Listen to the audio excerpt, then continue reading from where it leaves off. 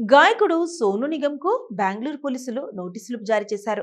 మరోవైపు కన్నడ చిత్ర పరిశ్రమలో ఆయనను బ్యాన్ చేసినట్లు సమాచారం. ఇటీవల బెంగుళూరులో జరిగిన కాన్సర్ట్‌లో భాషా విద్వేషాన్ని రెచ్చగొట్టేలా వ్యాఖ్యలు చేశారంటూ గాయకుడు సోను నిగమ్‌పై కన్నడియన్లు ఆగ్రహం వ్యక్తం చేసిన సంగతి తెలిసిందే. కర్ణాటక రక్షణ వేదిక బెంగళూరు సిటీ యూనిట్ అధ్యక్షుడు ధరంరాజ్ ఇచ్చిన ఫిర్యాదు మేరకు కేసు నమోదైంది. వారంలోగా ఇన్వెస్టిగేషన్ కు హాజరు కావాలంటూ బెంగళూరు పోలీసులు గాయకుడికి నోటీసులు జారీ చేశారు. మరోవైపు సోనుపై Karnataka film chamber of commerce ban విధించినట్టు సమాచారం. తాజా పరిణామాల నేపథ్యంలో సోను నిగమ్ సోషల్ మీడియా వేదికగా ప్రకటన విడుదల చేశారు.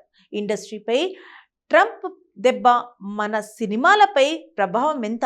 కర్ణాటకలో ఉన్నప్పుడే కాదు, ప్రపంచంలో ఎక్కడున్నా కర్ణాటక రాష్ట్రం, కన్నడ భాష, సంస్కృతి, సంగీతం, కళాకారులపై ఎంతో ప్రేమ చూపించా.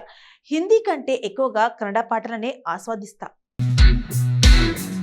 కర్ణాటకలో నిర్వహించే నా ప్రతి కాన్సర్ట్కు సంబంధించి కన్నడ పాటలు ప్రాక్టీస్కై అధిక సమయం కేటాయిస్తా. నా వయసులో సగం ఉన్న ఓ వ్యక్తి వేలాది మంది ముందు బెదిరించడం సరికాదు. పైగా అప్పటికి నేను ఒక పాటే పాడాను. అతడు మరికొందరిని రెచ్చగొట్టాడు. ఇప్పుడే కదా షో మొదలైంది. ప్లాన్స్ ప్రకారం వెళ్తున్నా అన్ని మర్యాదపూర్వకంగా వారికి సమాధానమిచ్చాను. ముందుగా ఎంపిక చేసుకున్న పాటలు జాబితా మేరకు సింగర్స్, టెక్నీషియన్స్ సిద్ధమై ఉంటారు. అప్పటికప్పుడు వేరే సాంగ్స్ పెర్ఫామ్ చేయాలంటే ఎలా? అక్కడ తప్పు ఎవరిది? దేశభక్తి కలిగిన వ్యక్తిగా పహల్గామ్గా దాడి తర్వాత ఎవరైనా భాష, మతం, కులం పేరుతో విమర్శలు చేయాలని చూస్తుంటే అలాంటి వారిని నేను ద్వేషిస్తున్నా. ఏది మంచో ఏది చెడో చెప్పే ప్రయత్నం చేశా. అక్కడితో వివాదానికి తెరపడింది. గంటకు పైగా కన్నడ పాటలే పాడా. సంబంధిత వీడియోలన్నీ సోషల్ మీడియాలో ఉన్నాయి. రెట్రో సమీక్షలు చదివిన తర్వాత తాను ఇకపై రివ్యూలు చదవకూడదని నిర్ణయించుకున్నట్లు కార్తిక్ సుబ్బరాజు తెలిపారు. కార్తిక్ సుబ్బరాజు దర్శకత్వంలో కాలీవుడ్ స్టార్ హీరో సూర్య నటించిన చిత్రం రెట్రో. భారీ అంచనాల మధ్య ప్రేక్షకుల ముందుకు వచ్చిన ఈ సినిమా అనుకున్న స్థాయిలో అలరించలేకపోయింది. తాజాగా రెట్రో రివ్యూలపై దర్శకుడు అసహనం వ్యక్తం చేశారు. ఈ చిత్రానికి వచ్చిన సమీక్షలు చూశాక తాను ఇకపై ఎప్పుడు రివ్యూలు చూడకూడదని నిర్ణయించుకున్నట్లు తెలిపారు. రివ్యూలు రాయొద్దని నేను చెప్పడం లేదు, కానీ ఆన్లైన్లో కొందరు రాసే వాటి ఎజెండా వేరుగా ఉంటుంది. ఆ సమీక్షలో ఉన్నది నిజమా కాదా అనేది సినిమా తీసిన నాకు అర్థమవుతుంది. రెట్రోకు రాసిన చాలా రివ్యూలో ప్రామాణికత కనిపించలేదు. అందుకే నేను వాటిని చూడలేదు. ఇకపై కూడా చూడకూడదని నిర్ణయించుకున్నా అని తెలిపారు. మే 1న ప్రేక్షకుల ముందుకు వచ్చిన రెట్రో తమిళనాడులో మంచి స్పందనను సొంతం చేసుకున్నప్పటికీ తెలుగు ఆడియన్స్ ను మాత్రం మెప్పించలేకపోయింది.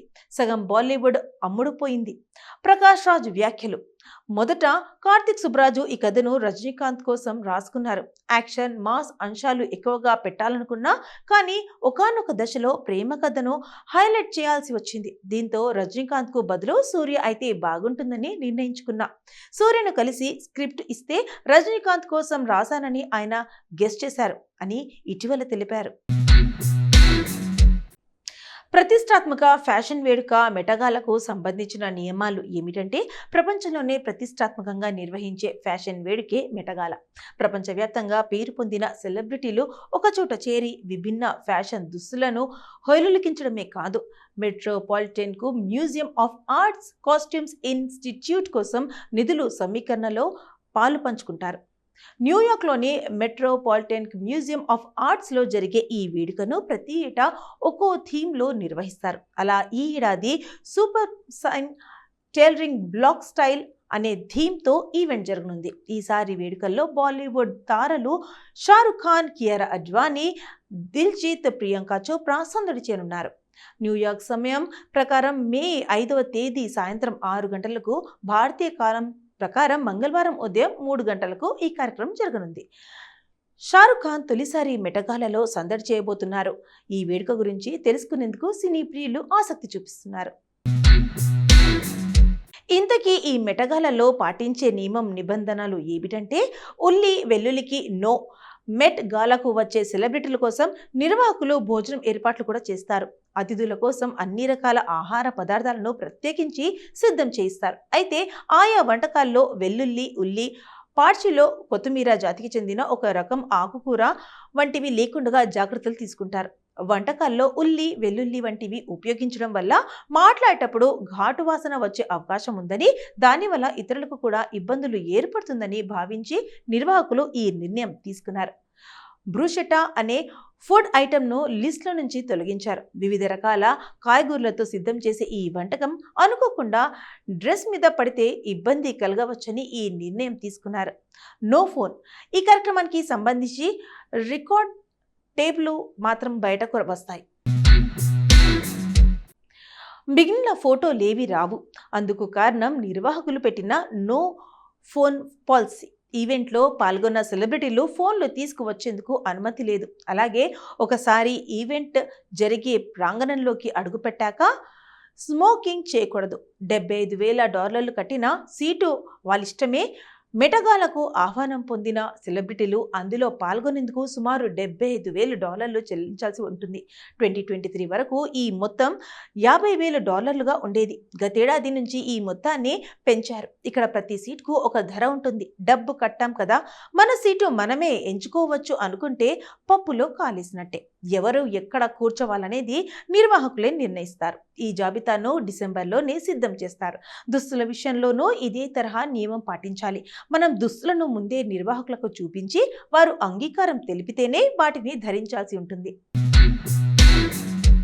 నాని హీరోగా వచ్చిన హిట్ 3 మరో మైలురాయిని చేరుకుంది.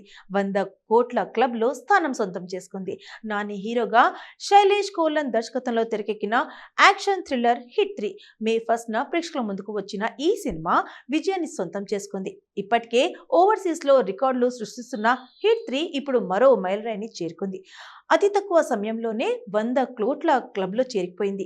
ఈ విషయాన్ని తెలుపుతూ టీం సర్కార్ సెంచరీ అంటూ కొత్త పోస్టర్ విడుదల చేశారు. తొలి రోజు ప్రపంచవ్యాప్తంగా 43 కోట్లు వసూలు చేసిన ఈ సినిమా 4 రోజుల్లో 101 కోట్లను తన ఖాతాలో వేసుకుంది. దీంతో నాని అభిమానులు ఆనందం వ్యక్తం చేస్తున్నారు. అటు ఓవర్సీస్లోనూ $2 మిలియన్ వసూలు చేసినట్లు నిర్మాణ సంస్థ తెలిపింది. హిట్ ఫ్రాంచైజీగా వచ్చిన ఈ చిత్రం hit the third case. Nani Arjun సర్కార్ పాత్రలో మరో యాంగిల్ చూపించారు. ఇక దీంతో ప్రేక్షకులు ఆసక్తి చూపిస్తున్నారు. సగం బాలీవుడ్ అమ్ముడుపోయింది. ప్రకాష్ రాజ్ వ్యాఖ్యలు. అదేంటంటే అర్జున్ సర్కార్ నాని ఐపీఎస్ అధికారి. జమ్మూ కాశ్మీర్లోని హోమిసైడ్ ఇన్వెస్టిగేటివ్ టీమ్ హిట్లో విధులు నిర్వహిస్తున్న క్రమంలో క్రూరమైన ఓ హత్య కేసు వెలుగులోకి వస్తుంది. అది ఎవరు చేశారో పరిశోధిస్తుండగా అచ్చం అదే తరహాలో దేశవ్యాప్తంగా 13 హత్యలు జరిగిన సంగతి వెలుగులోకి వస్తుంది. దీని వెనుక ఓ పెద్ద నెట్వర్క్ ఉందని అర్జున్ తెలుసుకుంటాడు. దాన్ని ఛేదించేందుకు బీహార్, గుజరాత్ తదితర ప్రాంతాలకు వెళ్తాడు.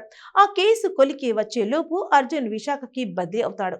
అక్కడికి వచ్చాక కూడా ఈ కేసుని ఛేదించేందుకు ఏం చేశాడు? వరుసగా జరుగుతున్న ఈ హత్యల వెనుక దాగిన చీకటి కోణాలేంటి? వాటిని చేయిస్తున్నది ఎవరు? ఆయనకి మృదుల్ అంటే శ్రీనిధికి మధ్య ఉన్న సంబంధం ఏమిటి? తదితర విషయాల్ని తెరపై చూసి తెలుసుకోవాల్సిందే.